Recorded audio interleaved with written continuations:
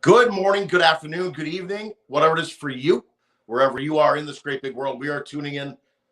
You're tuning into us, live from the Static Planet, right across from Detroit, Michigan. We are the border town in Windsor, Ontario. My name, of course, is Michael John of Michael John's Paranormal Ghost Stories. The man next to me there is Dale High Spirits Quigley, who is the man of the hour, the man of the power, too sweet to be sour. Of course, folks, together, we are the voice of the paranormal, the voice for the paranormal. Windsor, Ontario's own The Paranormal Voice. And Dale, talk about a ring-a-ding-dong dandy of a show. I was fired up so much. I had a cold shower and I had a shot of apple cider vinegar all at the same time. So I got a little bit of the shower water in my apple cider vinegar, but we won't worry about that. And I can't believe all the snow out here. I mean, it's not as bad as our friends in Buffalo, like the Tim Shaws and the Frank Kupkas out there. I mean, the snow is as tall as I am out there. And a word to the wise, two words to the wise. One, don't make snow angels in the dog parks, kids. And number two, do not eat the yellow snow. Well, teach their own, I guess. Anyways, like I was saying, Dale, we got a hell of a show going on here, but I think we got a couple of announcements. What's going on up the road for the Paranormal Voice? Paranormal Voice, yes, coming up in just, I would say probably just a little under 2 months from now, we are going to be at our very first event of the year, which is Photograph for Pooches up there at Ann Arbor at the Holiday Inn. So, yeah, come on down, support a great cause.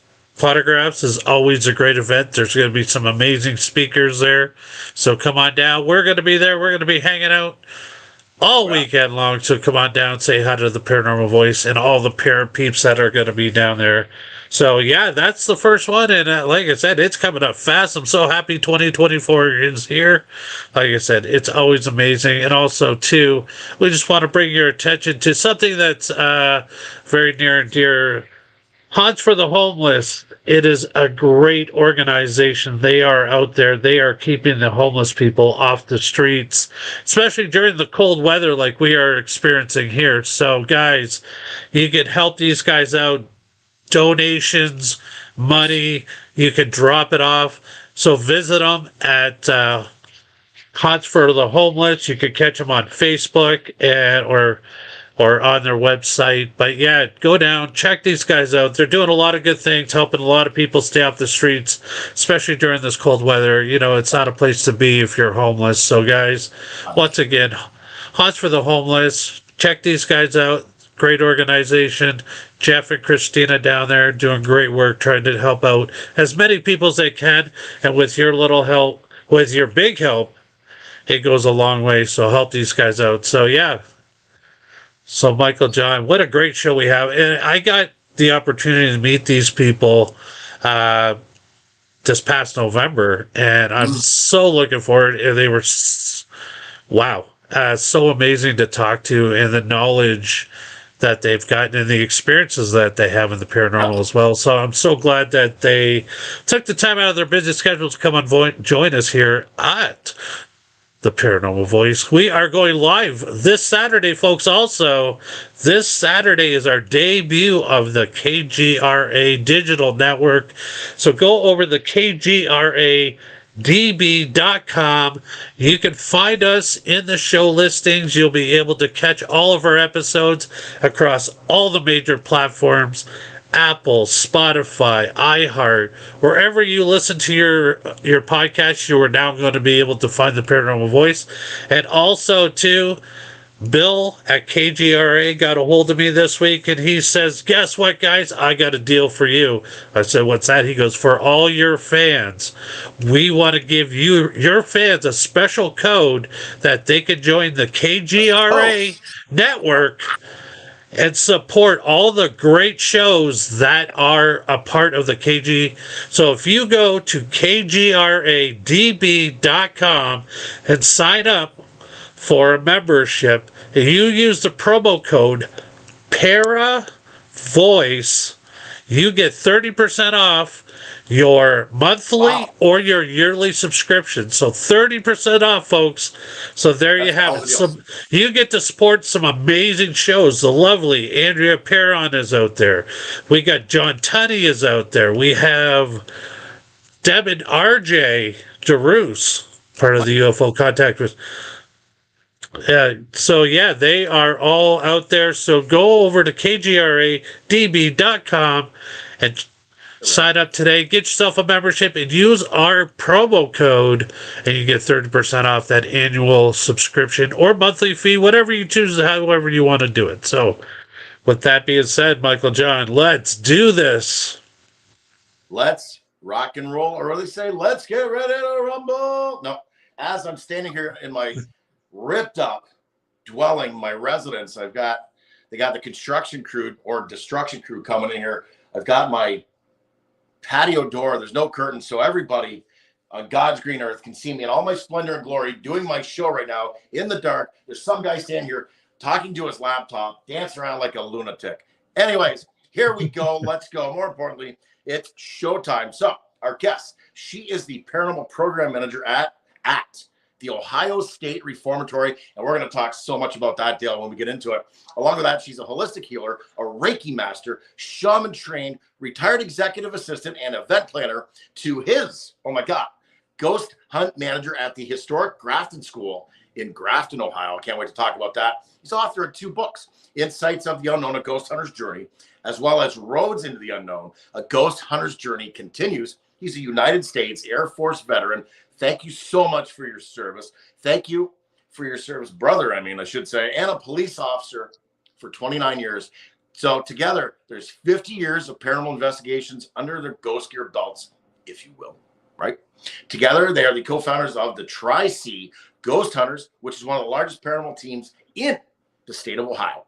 Co-owners and co-organizers of the ParaPsyCon, also in Ohio, at again, the Ohio State Reformatory. Please welcome to the Paranormal Voice, ladies and gentlemen, boys and girls, Kathy and Greg Feketik. Hi, there. Guys. Hello, guys. How are you this evening? Thank you so much for joining us here on the Paranormal Voice. We are so happy to be able to sit down and pick your guys' brains, because you guys, I'll tell you, you guys got the best job in the world. Being able to hang out in one of the most beautiful buildings in this whole entire world. I don't care what anybody says. Ohio State Reformatory is a very beautiful building.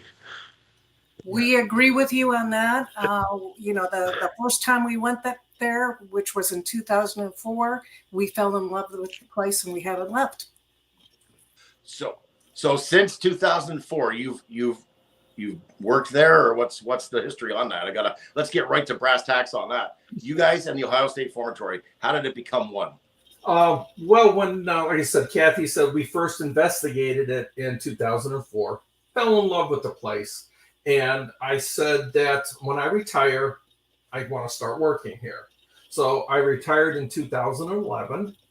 And in 2013, we both became volunteers there. And then in 2017, I became the lead paranormal investigator there. 2019, our team, Tri-C Ghost Hunters, became the resident paranormal team there. And in 2022, Kathy became the Paranormal Program Manager there. It is. Wow, that is spectacular. And I could see why you guys would never leave that place, because I know when I was there in November, it took a lot out of me to leave that place. I could just be there all night long, because I'll tell you, it was nonstop. But we're going to get into that a little bit later on. But I want to know from each one of you guys, what really got you guys into the paranormal? Well, I guess I'll go ahead and start. I actually grew up in a haunted house. So because of me growing up in a haunted house, I always had an interest in it. Now, as I was growing up, all of those things that happened, I was told it was my imagination. So over the years, I knew a lot of the stuff was not my imagination. And that's what piqued my interest. It made me want to investigate and try and figure out what's really going on. There were just so many different experiences and everything, but I didn't really get involved in the investigation part of it until later on when Greg and I met. However, early on, when I was growing up, I'm also what you call a sensitive. So I would pick up on things. And I think that's why I was always having those experiences as well. Plus, I would have visions and dreams. So I kind of more expanded on that as I was growing up until I met Greg, and then we shared the interest of the paranormal, and then we kind of expanded, right, Greg? Yep. And I did not grow up in a haunted house.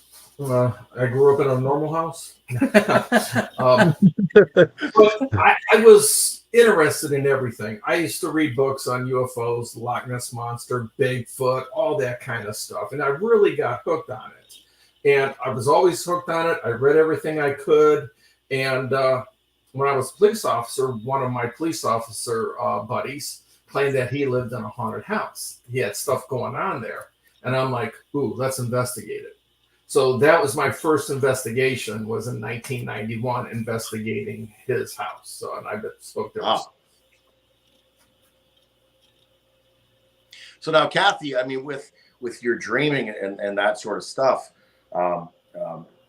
did you ever have a premonition dream of being at the Ohio State Reformatory? Did you ever see anything like that? Like a long time ago, and now looking back, now you're going, oh my God. Not that I recall. Okay. Isn't that a really good political answer? Not that I recall. I love that. Yeah, I don't recall, Your Honor. I don't remember, that, so to speak, but there were a lot of other things that have happened. Now, how many times have just the two of you slept out there? We haven't slept out there. Yeah. No, Well, we don't sleep. Yeah, we'd sneak, maybe. I'm just kidding. No, back then, I mean, you would just investigate. I mean, you could not spend the whole night there and sleep. It was Right. back then you could go until 5 a.m. And right now it's still 3 a.m. But there are people who, and it's kind of like died down, but some of the staff and volunteers, depending on the situation, are able to sleep there at night.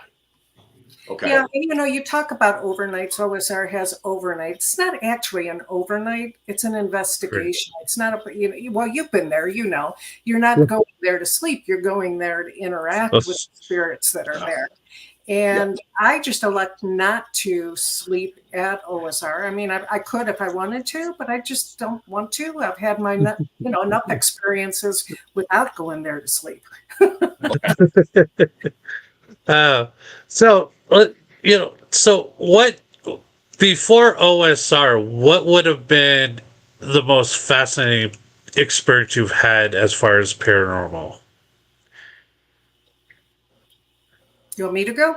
Yeah, why don't you go first? Okay. I've got I think we both have a lot of things. Now, you want me to talk about not necessarily a location, but something had happened that is considered paranormal? Anything that has nothing to do like before the OSR, because I know OSR, you guys probably had crazy amount of experiences, but I want to know, like, what would have been more memorable before OSR? I would have to say that it was probably the Rhodes Hotel. Oh, nice. Yeah, that place actually changes your personality as far as I'm concerned. It seems like every time that we've gone there, people's personalities have changed. But that's not the reason why it was memorable to me. The reason why it was so memorable to me is because I got the living bejeebers scared out of me there. Me too. Yeah. I scared them Here we more. go. Yeah. The other thing. there's an attic to the building, and there's supposedly, some things that go on up there. So we all went up there. You know how you are when you're ghost hunters. We all went up there in the dark, and we're in a circle around in the attic. And how many were there of us? 5, 6? Five. Yeah, about 5 people. And we could hear something walking around behind us, all of us. It wasn't just me, it wasn't just Greg, it was all of us. We could hear something walking around behind us. Well, it came over by me, and I could feel the breath on my arm. And I was like, Greg, are you breathing on me? And he's like, no, I'm not anywhere near you. I'm sitting down, she's standing up. Yeah, so I'm like, okay. And all of a sudden, this hand comes down on my shoulder and just goes whack. And as it comes down on my shoulder, it squeezes real hard. So I let out a blood-curdling scream, which scared the bejeebers out of everybody because it's dark and screaming. And then, of course, right away, I blamed him. I'm like, why did you do that? Why did you do that? And he's like, I didn't do anything. I go, yes, you did. Where are you? What are you doing? And he flipped on his flashlight. And he wasn't near me at all, and he was sitting on a bucket. And my hands were full. Yeah, and his hands were full, so there was no way that he did it. Now, the interesting thing about that, too, is the guy that was standing by the stairway, he said that when I screamed, he felt a rush of air go through him and go down the steps. Wow. Wow. That place is amazing. That's awesome. That's awesome. It was really cool. Mm-hmm. And I agree. I mean, Rhodes Hotel, but then I have 2 other locations too. Madison Seminary in Madison, Ohio, which is one of my favorite locations. And the old St. Joseph Hospital in Lorain, Ohio, which is now torn down. We used to manage ghost investigations out of that location and events. That was probably one of the most active areas we've ever had. Mm-hmm. No, I never had the chance to investigate the St. Joseph Hospital, but it was one of those places that I read about, especially when I first got into the paranormal. Because, where we are in Canada, we do have some really good locations, but, you always hear, the best locations are in the United States. So then I started okay, so let's see how far I can go. And of course, besides the Ohio State Reformatory, which I never knew was that close to me before until I decided to go up to the ParaPsyCon last year. But yeah, no, the St. Joseph Hospital was a very big one in Ohio, and the Oliver House in Toledo. And there was one more that I read stories about, and it would be Ohio seems like a really amazing place to to dive into the paranormal with. And so when you guys were at the Rhodes Hotel, was that when you guys were a part of your current paranormal group, or did that group come later? No, this was part of our current paranormal team. We went out there 2 times, and like Kathy says, it at the time, we haven't been there for a while, but at the time it would change everybody's personalities. We were all like a family, but it seems like there was something about that place that just kind of tore us apart a little bit. It was just it like was separating us. It was just the energy there was just so intense. But I still love the place. I've had some, just like Kathy, I've had some harrowing experiences there. But isn't that why we're here? That's right. No, the Rhodes Hotel is definitely a place that I would love to visit. Mike Coachman, who runs the place, is an amazing guy. Got a great foundation, the Lost Limbs Foundation. But yeah, no, Mike is a very amazing guy in himself, and yeah, it's a location I definitely would love to check out. We had a very similar situation when we did the Hinsdale house. The group that I went up with, it changed everybody after the investigation, and it was kind of very weird to see what an effect a location can have on people and what it would do. So let's get into the Ohio State Reformatory, an amazing building. For those that don't know, if you've seen the movie The Shawshank Redemption, that was filmed at the Ohio State Reformatory, one of my all-time favorite movies. Could you just tell us the history of the Ohio State Reformatory? There might be actually somebody on here that might not actually know anything about it, which I would find surprising. Okay. The prison construction started in 1886. It's completed in 1896. That includes the west cell block in the main administration area that looks like the castle. The east cell block was completed about 1910. Now, at the time, it was built as a intermediate prison between the boys' school and the Ohio Penitentiary. So it was like a halfway prison.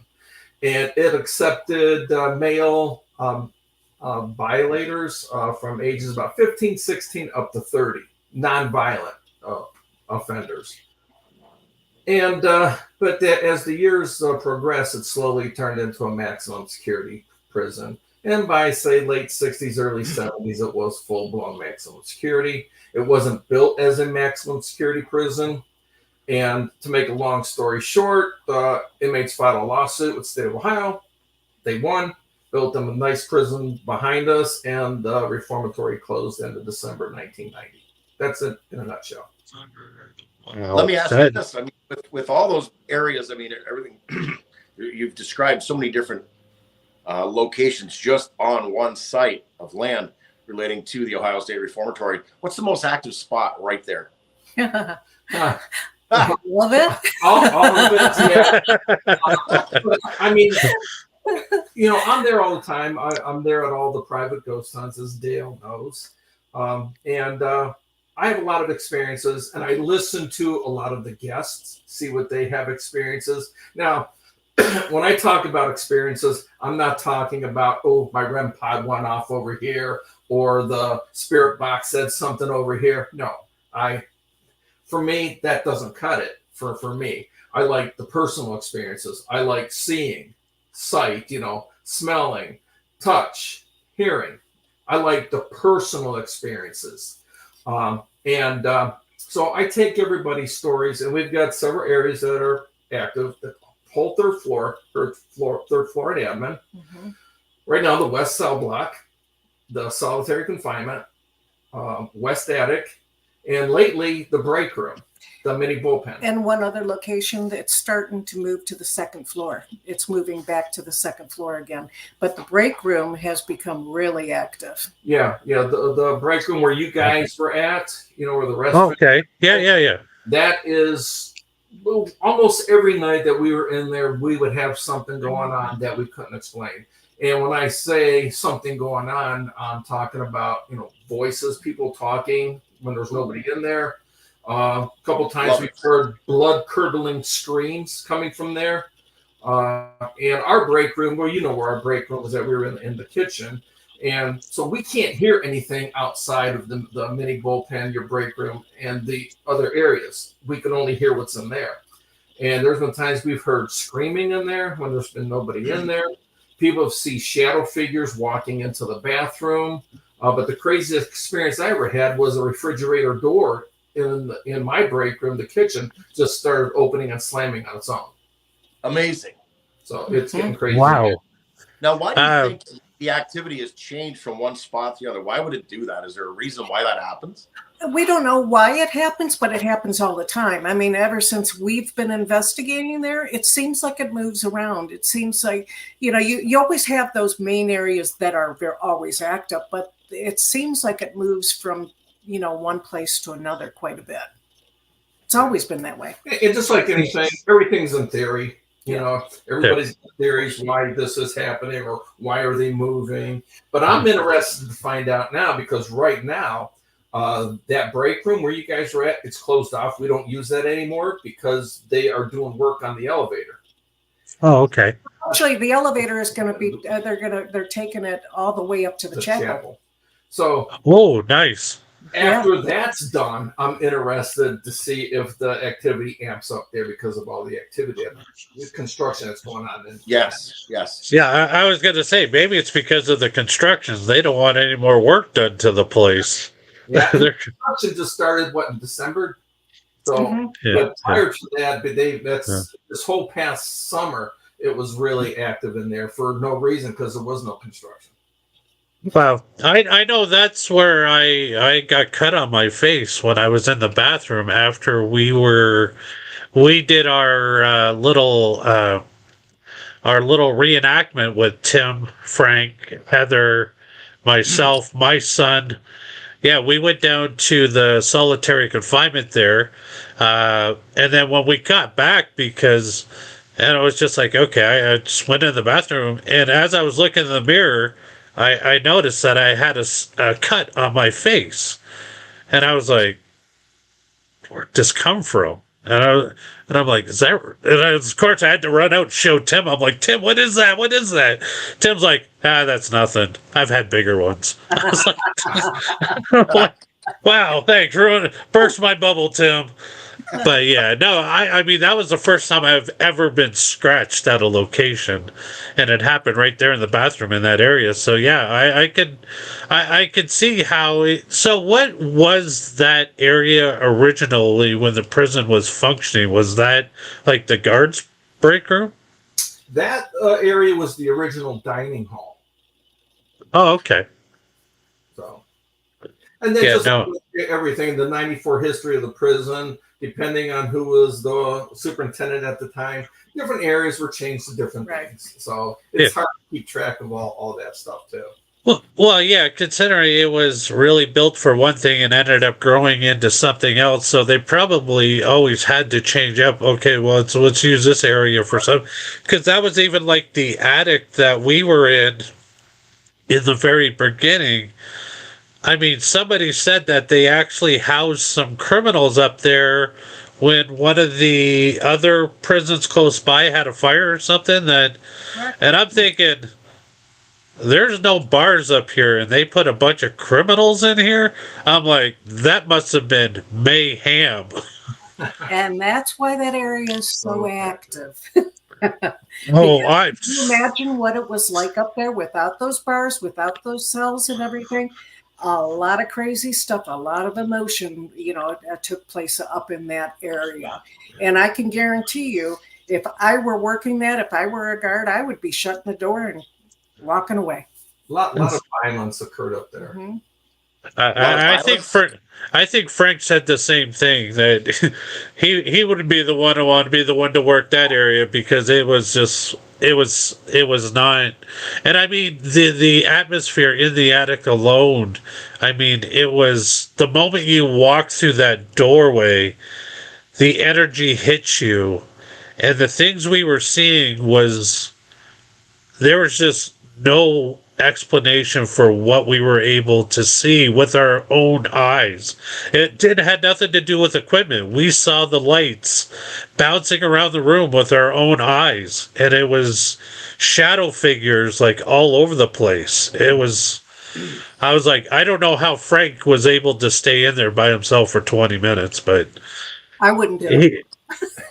Well, I mean, knowing his back history and what he's been through as a former corrections officer, but still, I mean, I was in there with Frank and Tim and Heather, but also at the same time, I was in there with a couple of other groups, and I was like, yeah, no, I could not be in there by myself, because even being there with a group, I was like, someone kept telling me I had to run, but I'm like, no, I'm standing my ground, because I don't think there's anything that's going to harm me, but at the same time, I got to experience this, because as far as I know, it might be the only time I get to experience what I experienced that night, and the energy of the group. I don't know if you guys can comment on this, but I find people with the right type of energy causes a lot of interactions with the spirits. Mm-hmm. I agree with that, and I agree with that, and not just OSR. I think that's at any location, depending on a person's energy, is going to depend on whether they're going to interact with you. What's interesting to me with everything you're saying, going back a little bit about all the violence and the negativity, I mean, that is what the Ohio State Reformatory is. It's so much pent up, horrible emotions, horrible experiences. It's like a hotbed for that sort of activity, and that certainly contributes to all that activity that happens that you guys are referring to. That's the type of place. That's an ideal place. Any place like that. That's why it's so lit up 24/7, whether it's nighttime or daytime. Right. You got stuff going on because of all that stuff that's happened to so many people. It's just that the emotions just linger there. And then again, now adding on to it, the construction going on, the renovations, if you will. Renovations is the key word, it seems, to start off and trigger most hauntings, for those that don't know that out there. So again, the Ohio State Reformatory is a hotbed for so many reasons. You know what I mean? And that's why so much is happening from what I'm hearing. My own theory, my own opinion, of course, as I'm rambling on here. We got a couple comments on the side. I want to say hello to Candace Isaacson. She says, hello, everyone. And she's ironclad. She's always sharing our shows. So thank you, Candace, for tuning in. We have a gentleman by the name of Jeff Bader. I hope I'm saying your last name correct, sir. You're saying hello, and you have a great question to Greg and Kathy. What location would you want to have a 24/7 cameras for remote viewing? Well, if there was, like, if he's talking about the Ohio State Reformatory, I'd like that. I know there's some locations that can do that. I remember the old Willard Library, I believe it was in Evansville, Indiana or Illinois, used to have a 24-hour cam that people could watch because it was supposed to be haunted. But that'd be really cool. It'd be cool. It would be cool, but I don't think that would happen, to be honest. I'm one of those that is right up front and say it the way it is. Some people like that, some people don't, but I am who I am. I don't think that that's going to happen. We do have our own security there and everything. And because it is a nonprofit organization and there's a lot of other things that are involved in that, I just don't think that would be something. But what area would you like if it was 24/7? If it was 24/7? No, if we had one, what area? Oh, what location? Yeah, what location there? Ooh, St. Joe's, but it's not there. Yeah. Probably the Grafton School. No, I'm talking about at OSR. Okay. What location, if you could, what location at OSR? Oh, of course, the attic. The attic would be a cool place because it's not generally open to the general public. So, like other areas, you would get guests coming in and out. But right. I do like those locations that do that because if anything does happen, you always got people watching it 24/7. So because we got a lot of security cameras there, and people are saying, "Do you capture anything on those cameras?" No. We got numerous cameras all over the place. That means somebody would have to spend 24 hours a day watching those cameras, every one of those cameras, for something to happen. It ain't going to happen. Yeah, and the thing with OSR, yes, it's paranormal. We do a lot of paranormal programs there and everything, but it's so much more. There's so much more to OSR. We have so many different tours. You mentioned Shawshank. We have the Shawshank tours, and we have incarceration that's there. We have Blood Prison, which is a commercial haunted house that, they start setting up in September and, continue through October, and very, very well known, great haunted house. We have events there. I mean, it's constantly busy. So it's not just limited to the paranormal. And we have a lot of people coming through. So, and some people don't want to be on camera. Yeah. That's Yep. Now you got a list of events. It's like an A to Z of what's going on there. I love it. That's the ParaPsyCon. We got to talk about that. Oh yeah, that's Where do we begin with that? So where did you begin with that? Oh, there we go. Well, Kathy and I are the co-organizers of the ParaPsyCon, and we originally started this event at the old St. Joseph Hospital back in 2017. So that's when we first did the event. And back then it was called the Old St. Joseph Hospital Psychic and Paranormal Fair. Too long. So when we closed the hospital down because it was getting hazardous inside there, we moved it to the Ohio State Reformatory in 2019. And that's where we're at now. Hi, Mary. Mary is one of our vendors there. Oh, hi, Mary. We love Mary Bassett, good friend of ours as well. Yeah, Thank you, Mary. She's one of our vendors there. And like I said, we started it in 2019. Every May we do it. This will be our 5th year. It would have been our 6th year if obviously if COVID wasn't around. Right. But it's getting bigger and bigger every year. This year we have about 100 vendor tables. Wow. Which includes 23 special guests, about 23 special guests that we have. We have speakers. And I'm going to let Kathy talk about this other thing. But what's cool about the ParaPsyCon, it's not expensive to get in. You, especially if you've never been to the Ohio State Reformatory or ParaPsyCon, and if you love the paranormal, come the weekend of May 18th and 19th, because you pay your $25 admission into the reformatory, which is what they cost. If you went tomorrow, that's what it would cost you, $25. So you go for ParaPsyCon, you can do your self-guided tour, you get all the museums there, then you get to visit all the vendors from ParaPsyCon. You get to go meet and talk with all the special guest celebrities. You get to go listen to the speakers. We have a bunch of food trucks. And this year we have something new that Kathy worked on and was able to make this a reality. Hearstmania! Hearstmania is it's actually an organization of car show enthusiasts that have hearses.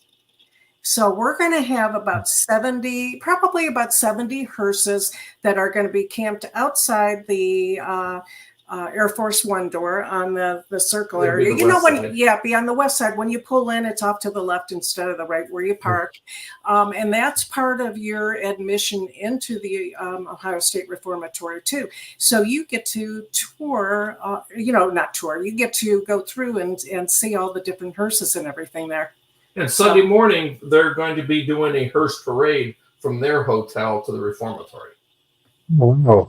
So much to see to say it's a reasonable price is ridiculous. That's a fantastic price because I mean, life isn't cheap nowadays, and that's a gift to charge $25 to get in and see all that and do all that. I commend you. That's amazing. And ParaPsyCon, a 3-day event.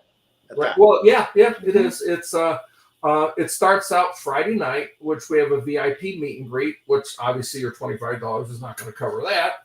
But you can also get a 2-day discounted pass for $40. So now the cost goes down to $20 a day.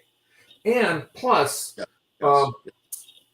Kathy and I, being the organizers and the owner of Black Shamrock Events, the company that puts on the event, we make no money off the event.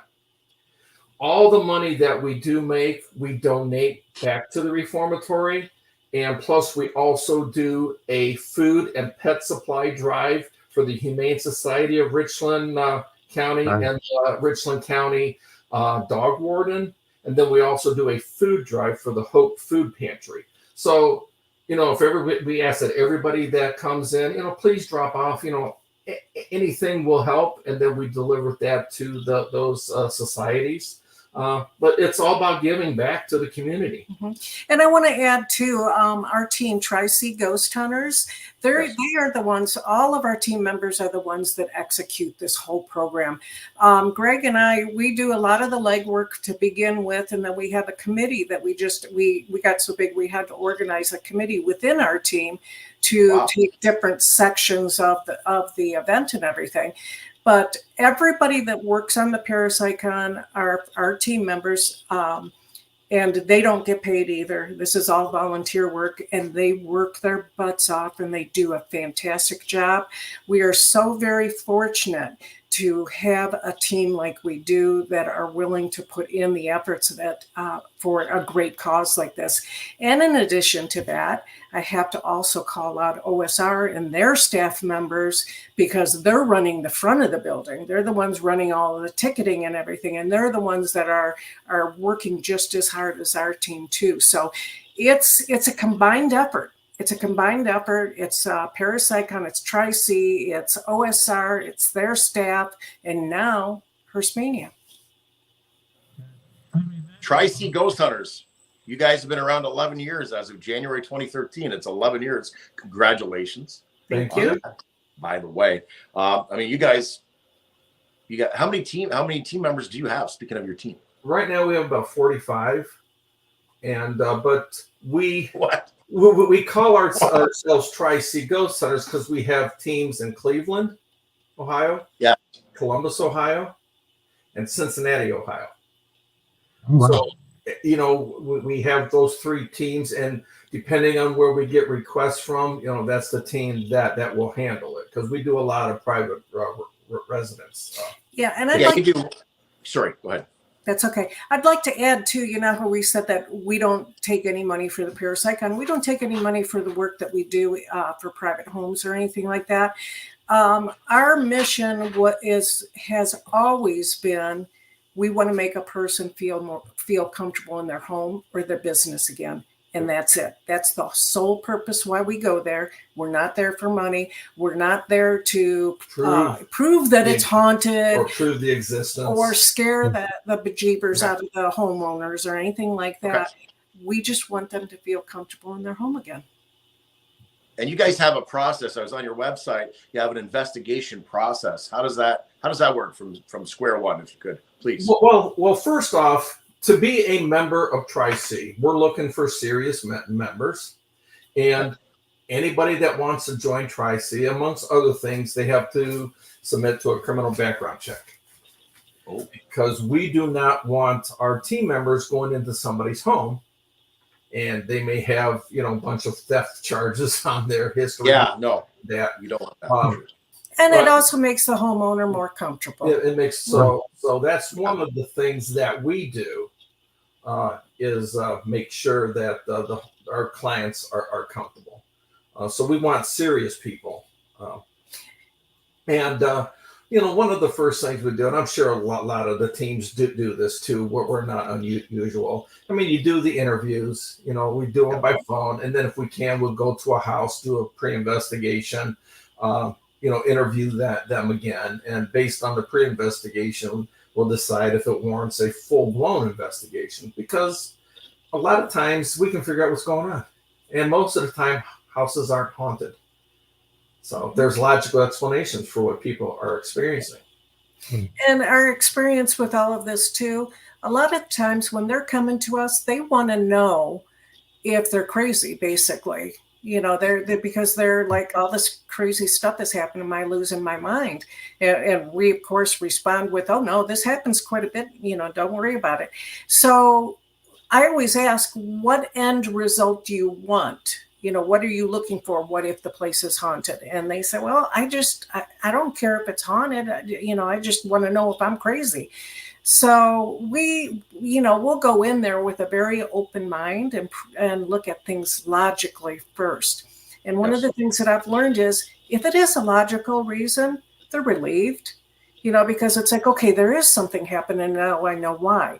Or if we can't figure out a logical reason and it's something else, then they're like, all right, well, can we make it quiet down so they're not scaring us so much? And, you know, they can't guarantee anything. That's what we tell them. We can't guarantee anything, but we can tell you what has worked in the past. Yes. A really good example is we had a private home residence that we did. And you want to talk about that? That's in your book a little bit. Which one? The Parma. Oh, yeah. Mm-hmm. We did a house in Parma. They had a lot of activity. And Parma is a suburb of Cleveland, Ohio. And they had a lot of activity that they claimed that they were experiencing. So we went to the house, and I did not like it. I hated it. It was just like one of those Very feelings, heavy. very heavy feeling. I wanted to run out of the house screaming. And we captured a lot of evidence that night. But one of the craziest pieces of evidence that we captured was on video. And to make a long story short, we had 2 investigators in this one bedroom, and they were trying to figure out a noise that they heard earlier that was also captured on video. And as they're standing there, we captured an old man's voice. And clear as day, he just said, "How's it going?" Just like that. It's like, holy shit. Right. And of course, they didn't hear it. They didn't hear it. And this one, I'm like, no, it cannot be an EVP. It is freaking too clear. It's got to be them. But they're like talking amongst themselves, blah, blah, blah, blah. And it just goes, "How's it going?" Well, this was so clear. It's not like your usual EVPs where it's like and you're like, there's something there, but I can't figure it out. Well, we brought it to our client, and she said her grandfather used to always say, "How's it going?" So we brought it to, because this voice was identifiable, we brought it to her mother and her uncle, and they both identified the voice as their deceased father. Mm-hmm. So once we knew who it was, we asked him politely, can you quit scaring, the family? They know you're here. They don't mind that you're here, but you're scaring them by doing all of this stuff. And he was quiet for a while. But what I had told the homeowner was, I said, if it starts up, just put your foot down and say, "You're scaring me. You got to stop it." Okay. Well, after like 2 weeks, he made some noise again. So she did that. And that was back in 2007? 2007. Since that time, they haven't had one experience in the house. And they still live there. Mm-hmm. I think he needed to hear it from her. So that's one of those, that's my favorite case. Because, how do I identify a voice from the past? How did that happen? And I always tell anybody, when I do a lot of talks and presentations, and I'm like, for skeptics and non-believers, if you can come up with a logical explanation, besides me faking it, which I didn't, if you can come up with a logical explanation, please let me know, because I would love to hear it. Nobody has Tri-C Ghost Hunters, Ohio State, covering the state of Ohio. Anybody out there in that area listening in to us right now, watching one of these videos later on up the road, listening to KGRA Digital on the Saturday night episode at 1 a.m. They're going, "Oh my God, these are the people we need to reach out to." How do they reach out to you? Well, you can email me at Kathy with a K at mrps.org. Tri-C Ghost Hunters. Oh, Tri-C Ghost Hunters. I'm sorry. I put my paranormal manager hat on. Go ahead. All right. It's very easy. You can just put in Tri-C Ghost Hunters, either on Facebook, or just do a search on the internet, or you can just go to tcghohio.org, and that'll take you to our website. Or like I said, Tri-C Ghost Hunters on Facebook will take you to our website too, and our Facebook page. Yeah, we can't hear you. Yeah. Well, so Greg, you mentioned you've written one book, but you've written 2 books. So you have Insights of the Unknown, A Ghost Hunter's Journey, and then the second one is Roads into the Unknown, A Ghost Hunter's Journey Continues. Again, everybody listening in, listening later, watching, etc., how can they get these books in their hands? All they got to do is put in my name on the internet, Greg Feketik, and my personal website will come up. It's something like wix.com, author Greg Feketik, or you can just go to Amazon and put my name in, and the books will come up.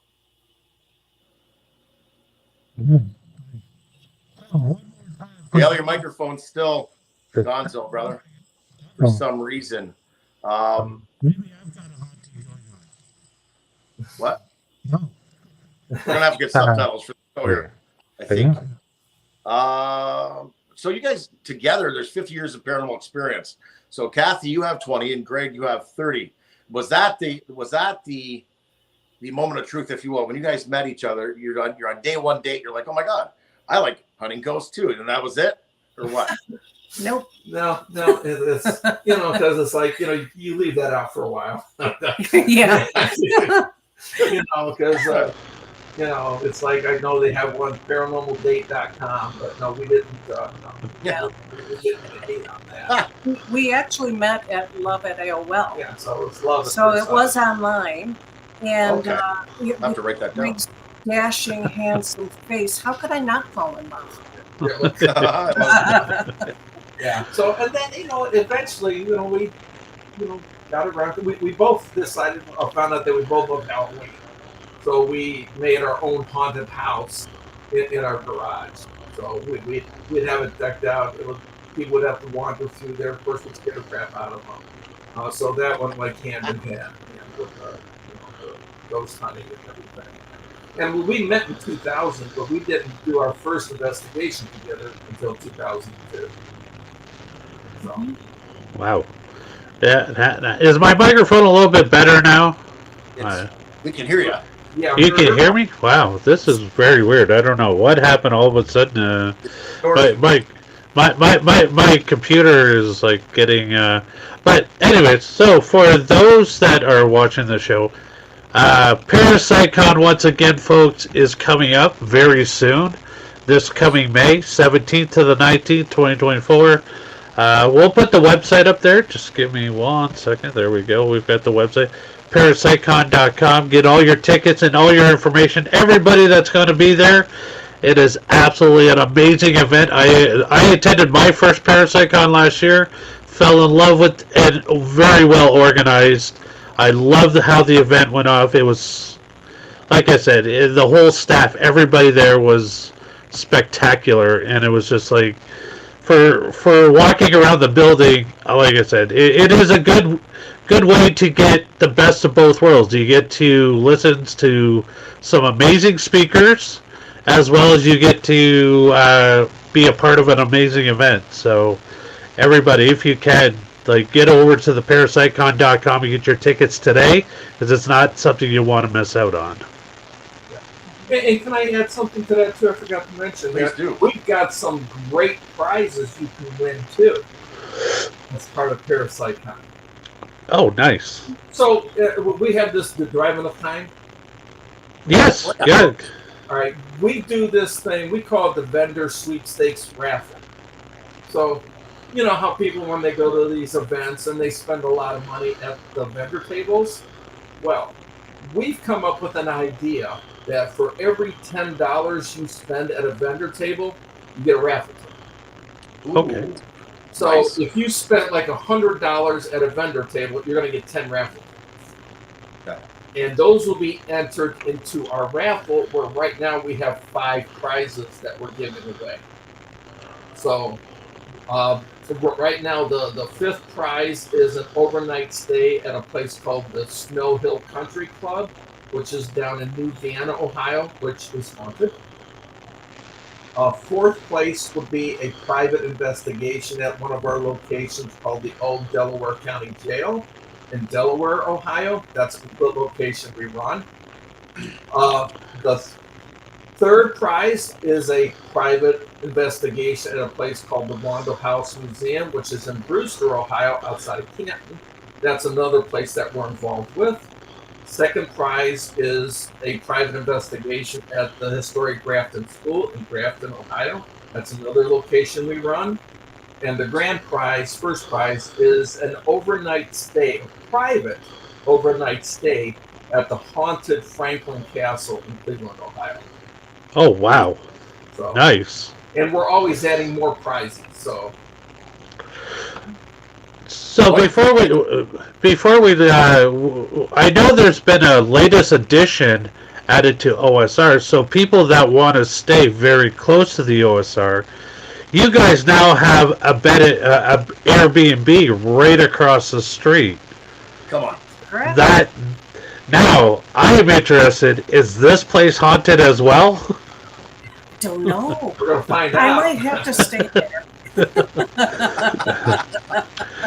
So can you give us a little bit more information on how, if people are interested in staying at this Airbnb, going to be part of OSR or just in the area, would love to check it out. where can they find the information on that? Honestly, I don't have that much information on it because I'm not in that area of the departments to run it, but I'm sure that it is on the website, and all the information as far as cost and days that you have to rent and everything are there. I can say that the house itself is across the street. It's been remodeled. It's all set and ready to go. And they have a couple more houses that they're currently working on too. So there's going to be more than one bed and breakfast. Whether it's not a bed and breakfast. You don't get. Oh yeah, I'm sorry, not a bed and breakfast. You're right. Don't want to go keep the door on. That's true. That's true. That's true. Yeah, there's no food. You're on your own. But now here's something too. DoorDash. These houses were part of the reformatory when it was built. Guards and their families could rent out and live in those houses. So it was all part of the reformatory complex. Oh wow, that's exciting. That's amazing because, like I said, the area in itself is a very beautiful area. But to be able to, I don't know, I think I'd have a hard time sleeping just staring at the building all night going, is that something I see moving in the window over there? That I'd have...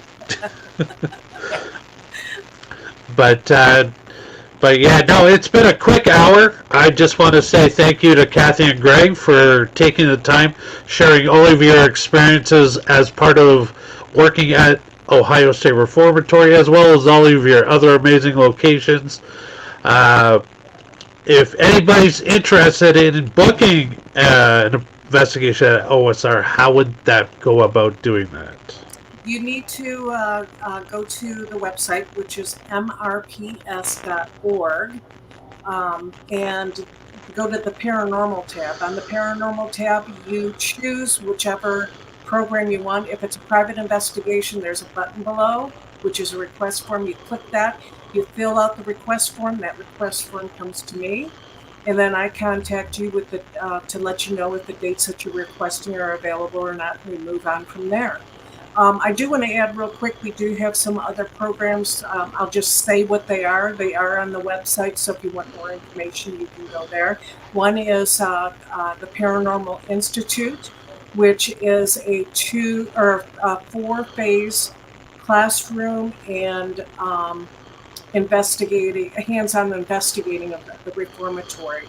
So in March, May, June, and July, we'll have like a 1 to 2 hour classroom and then 4 hours of a guided investigation with hands-on training. Once you complete that, you become if you complete all 4 phases. Oh yeah, the really cool thing, this is what excites me, and this is what got me started on this. 13-year-olds and up are welcome to do this. It's the only ghost hunt that 13-year-olds and up can do. So it's guided. That's how we can go ahead and include the 13-year-olds and up. But once they complete all 4 phases, they are paranormal membership holders, and they get 10% off of all paranormal programs, museum store, the Schofield Cafe. You get a membership T-shirt. You get 4 complimentary tickets for a self-guided tour. Is there anything I missed? Oh, the first year membership is complimentary. After that, it's only $25. So that's one of the programs. The other one is mini ghost hunt. For those that they want to investigate, but not for that long period of time. It's from 10 p.m. until 2 a.m. on select Fridays. Nice. Mm-hmm. Now, once again, thank you to Kathy and Greg for taking the time out of your busy schedules to talk to us here at the Paranormal Voice. We appreciate everything you guys do. For those that have not been to OSR, I highly recommend it. Amazing place. Kathy and Greg are amazing people. They're full of knowledge, and they're fun to hang around too. We had a great time that night. It was so much fun. You guys were just as much a part of that event as us being there, and it was good that we had you guys there to pick your brains and questions about like areas of stuff that happened. You guys would be like, oh yeah, this happens, and So yeah, it was an absolutely amazing night. So I want to say thank you once again for having us there as a part of a private investigation. It was so much fun, and I look forward to being back there this May at part of the ParaPsyCon. So guys, thank you so much. With that, Michael John, take it away, buddy. Yeah, definitely heaps of gratitude to you both. Kathy and Greg Feketik, you guys are involved in so many things from A to Z in the paranormal realms, I like to say. You guys are giving back to your community in so many ways with the Ohio State Reformatory, with the ParaPsyCon. There's so much we didn't even get to talk about there. We might have to have you on for a second show. That's what I'm thinking, Dale. I want to say thank you so much because we can't do what we get to do, and that's this right here, without amazing guests like yourselves, everybody from the TPV Nation from day one to day now, the creeps, the freaks, and weirdos that make up the TPV Nation. Thank you all, because again, we don't get to do what we do without all of you. We don't get to be who we are without all of you. Now, I guess with that, you can find us all on Facebook at The Paranormal Voice, Windsor, Ontario's own. We're also on YouTube at The Paranormal Voice. Please head on over, subscribe, and like. Tell a buddy, bring a friend, and get Fido the Family Dog in front of that screen as well. Make sure everybody's watching it. KGRA Digital Broadcasting, your #1 paranormal and alternative talk, broadcasting out for that 24 hours a day at kgratv.com. We will see you all on the other side. In the meantime and in between time. Happy hauntings. Exactly. Thank you all. Thank you.